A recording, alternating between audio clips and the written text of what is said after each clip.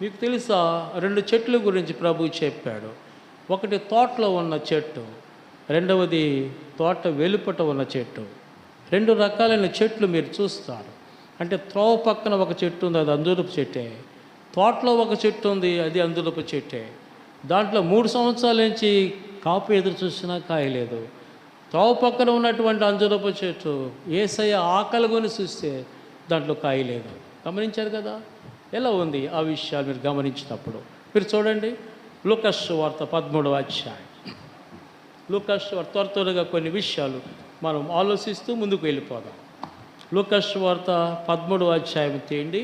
ఇక్కడ అంజూరపు చెట్లు ఎక్కడున్నది అని అంటే, ఎక్కడుందంటే ద్రాక్ష తోటలో ఉంది. 13వ అధ్యాయం 7వ వచనం చదవండి, 6వ వచనం కూడా చదువు. మరియు ఆయన వారితో ఈ ఉపమానం చెప్పాను. ఒక మనుష్యుని ద్రాక్ష తోటలో అంజూరపు చెట్టు ఒకటి నాటబడి ఉండెను. అతడు దాని పండ్లు వెదగవచ్చినప్పుడు ఏమీ దొరకలేదు. ఇదిగో 3 ఏండ్ల నుండి నేను ఈ అంజూరపు చెట్టున పండ్లు వెదగవచ్చున్నాను, కానీ ఏమీ దొరకలేదు. దీన్ని నరికివేయి, దీనివల్ల ఈ భూమి ఎలా వ్యర్థమైపోవాలని ద్రాక్ష తోటమాలితో చెప్పాను. అయితే వాడు, అయ్యా, నేను దాన్ని చుట్టూ తవ్వి ఎరువు మట్టు వేయుటకు ఈ సంవత్సరం కూడా ఉండేనేమో, అది ఫలిస్తే సరి, లేనిలా నరికించి వేయమని అతనితో చెప్పాను. ప్రియులరా, ఇక్కడ ద్రాక్ష తోట ఉంది. ద్రాక్ష తోటలో అంజూరపు చెట్టు ఉంది. ఎన్ని సంవత్సరాల నుంచి చూస్తున్నాడట ఫలం కొరకు? 3 సంవత్సరాల నుంచి చూస్తున్నాడు. అయితే ఫలం ఉందా అంటే తోట యజమానుడు అంటున్నాడు తోటమాలితో, ఈ చెట్టుని నరికేయి అంటున్నాడు. ప్లీజ్ కట్ ఇట్ డౌన్, నరికే దీన్ని. ఈ చెట్టు వల్ల ఈ తోటలో ఈ భూమి ఎందుకు వేస్ట్ అవుతుంది? ఆ ప్లేస్లో ఇంకొక చెట్టు నాటొచ్చు కదా అని తోట యజమానుడు అంటున్నప్పుడు, తోటమాలి మన ప్రభువైన యేసుక్రీస్తు ఆయనకు మాట్లాడాడు, అయ్యా మళ్ళా నేను మళ్ళీ తవ్వుతాను, ఎరువు వేస్తాను, నీళ్లు పెడతాను, మళ్ళీ శ్రద్ధ తీసుకుంటా, ఈ సంవత్సరం కూడా ఉండి ఇది ఫలిస్తే సరి, ఫలించకపోతే నేను పక్కకు తొలగుతా, నీవే తొలగించాయి అన్నాడు. ప్రియులరా, కృప వల్ల బ్రతుకుతున్న మనము. తోటమాలి అడ్డుపడ్డాడు. ఎవరు తోటమాలి? మన ప్రభువైన యేసుక్రీస్తు. మనం నరికి వేయబడకున్నట్లు మన పక్షంగా నిలబడ్డాడు తోటమాలి. గమనించాలి మీరు, ఈ సంవత్సరం కూడా ఉండనేమో అని చెప్తున్నాడు మన తోటమాలి, మన ప్రభువైన యేసుక్రీస్తు. నీకు నాకు మధ్య, దేవునికి మనకు మధ్య ఆయన అడ్డుగా నిలబడ్డాడు. అందుకే నువ్వు నిలబడ్డావు. కాపు లేకపోయినా, ఆయనకి ఇష్టమైన కాపు లేకపోయినా, ఆయనని సంతృప్తి పరిచేటటువంటి కాపు లేకపోయినా, నీ జీవితం సరిగా లేకపోయినా నువ్వు బ్రతికి ఉండడానికి కారణం ఏమిటంటే తోటమాలి యేసు యజమానుడైన తండ్రికి అడ్డుపడ్డాడు. అందుకే నువ్వు నిలిచావు, నేను నిలబడ్డాను అంటున్నాడు. ప్రియమైన దేవుని బిడ్డలారా, ఆలోచించేద్దాం. తోటలో ఉంది అంజూరపు చెట్టు, తోటలోనే ఉంది. ఏ తోట? అది ద్రాక్ష తోట. తోటలో ఉంది, కానీ నీరున్నాయి, ఎరువు ఉంది, అన్ని విషయాలు బాగున్నాయి. అయినా ప్రభువు ఎదురు చూసినప్పుడు ఫలాలు లేవు, ఫలము లేని చెట్టు. అందుకే ఇప్పుడే గొడ్డలి చెట్టు వేరున ఉంచబడి ఉన్నది. మంచి ఫలము ఫలించని ప్రతి చెట్టు నరకబడి అగ్నిలో వేయబడినని చదవలేదా మీరు? మత్తయి సువార్త 3:10 ఉంటుంది ఆ మాట. ఇప్పుడే గొడ్డలి అనగా తీర్పుకు సాదృశ్యం. ఇప్పుడే గొడ్డలి చెట్టు వేరున ఉంచబడి ఉన్నది. గొడ్డలి చెట్టు వేరున ఉందంటే తీర్పు సిద్ధంగా ఉంది. అయితే తోటమాలి అడ్డుపడినందువల్ల తీర్పు కొద్దిగా ఎటుది పోస్ట్ పోన్ అయింది. దేవునికి స్తోత్రం, దేవునికే మహిమ కలుగునుగాక. ఎంత గొప్ప విషయం ఇది. తోటలో ఉన్నది ఫలితం లేదు. ఇంకొకటి ఉంది, ఇంకొక చెట్టు, అది తోట వెలుపట ఉంది. తోట వెలుపట తోవ పక్కలో ఉంది. దాని వ్యవహారం ఎలా ఉంది మీరు చూసారా? గమనించండి. 21వ అధ్యాయం చేయండి. మత్తయి సువార్త 21వ అధ్యాయం 21వ అధ్యాయం 18 నుంచి ఈ మాటలు ఉన్నాయి. ఉదయమందు పట్టణమునకు మరలా వెలుచుండగా ఆయన ఆకలి కొనెను.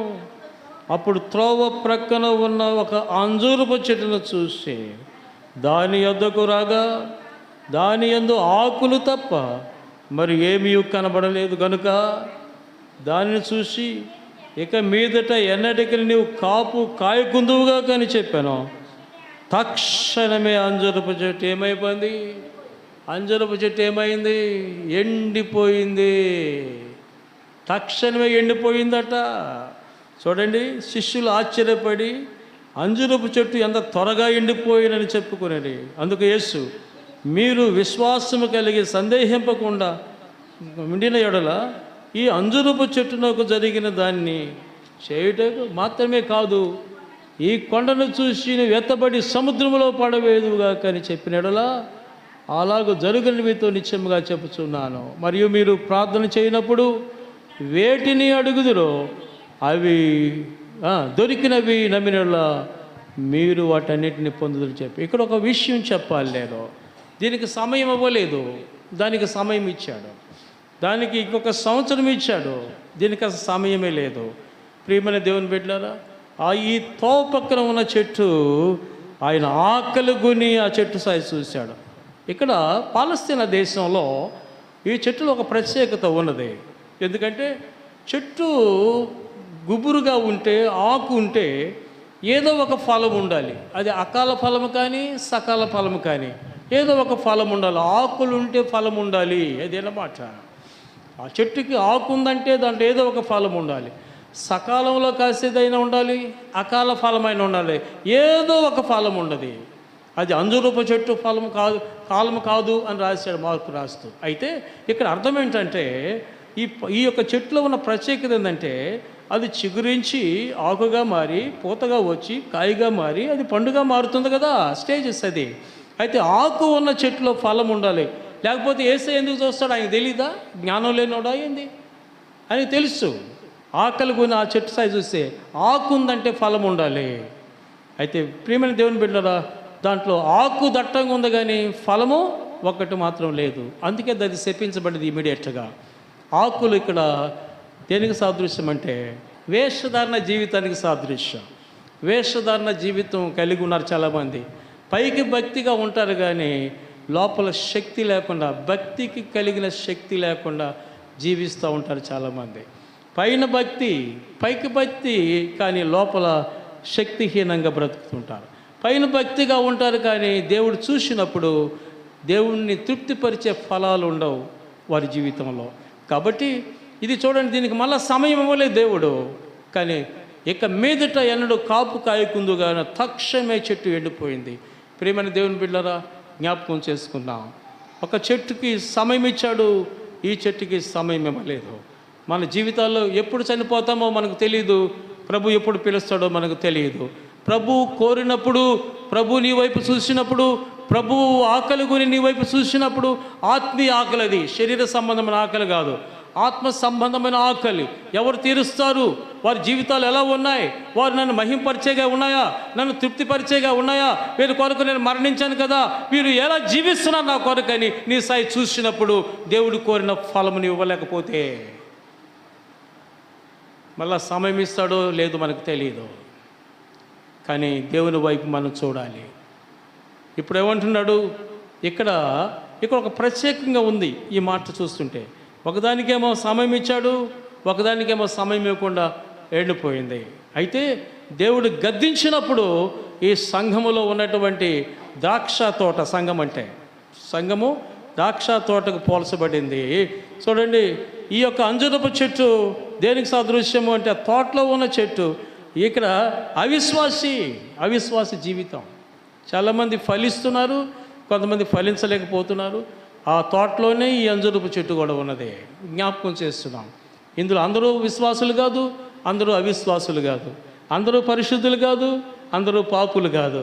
పాపులు పరిశుద్ధులు కలిసి ఉన్నారు, విశ్వాసులు అవిశ్వాసులు కలిసి ఉన్నారు. దేవునికి ఇష్టమైన బిడ్డలు, దేవుని తృణీకరించే బిడ్డలు సంఘంలో కలిసి ఉన్నారు.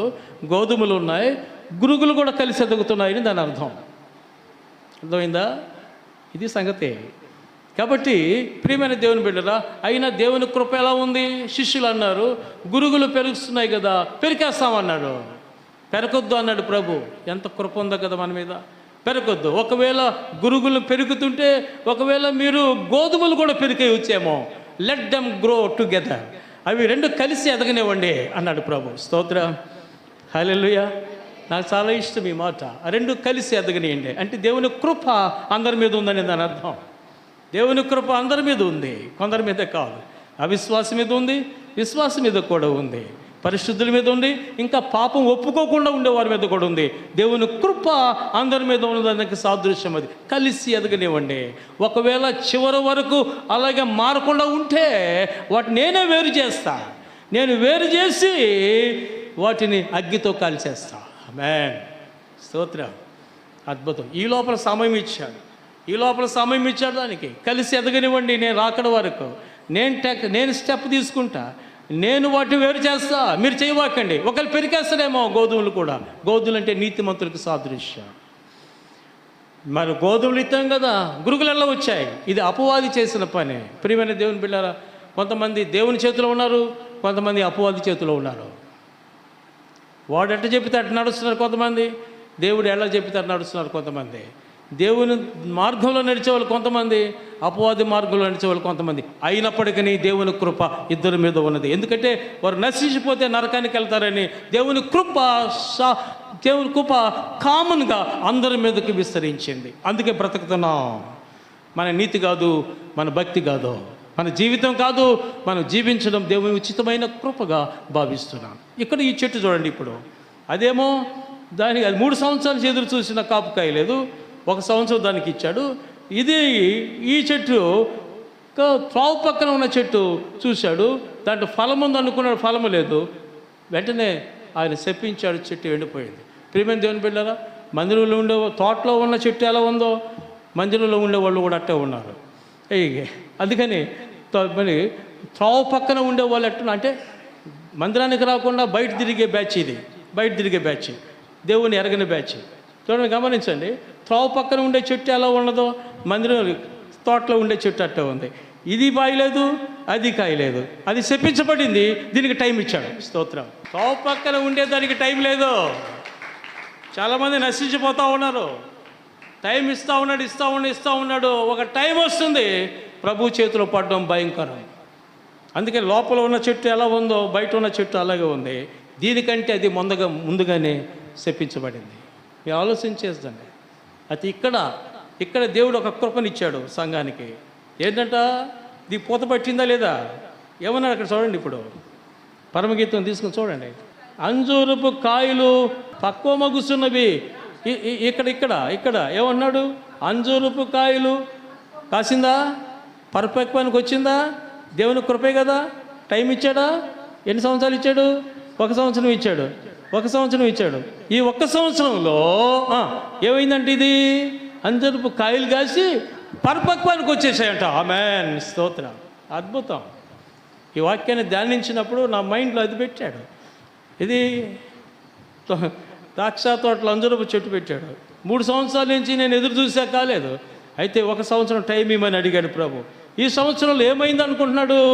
అది మళ్ళా ఎరువేసి, మళ్ళీ దాన్ని తవ్వి, దాంట్లో రాళ్ళు తీసి పక్కన పడేసి, దాంట్లో ఎరువేసి, నీళ్లు పెట్టి, ఇంత వాక్యం చెప్పి, ఖండించి, బుద్ధి చెప్పి, గద్దించి, దేవుడి యొక్క సన్నిధిలో వాక్యము ఎక్కువగా మీకు చెప్పిన కారణం చేత ఇప్పుడు స్టార్ట్ అయ్యింది అంజూరపు చెట్టు పూత పూయడం. స్తోత్రం. ఇప్పుడు స్టార్ట్ అయ్యింది, పూత పూసింది, కాయగాసింది, పరిపక్వానికి వచ్చాయి అంజురము. దేవునికి స్తోత్రం కలుగును గాక. అద్భుతమైనటువంటి విషయం.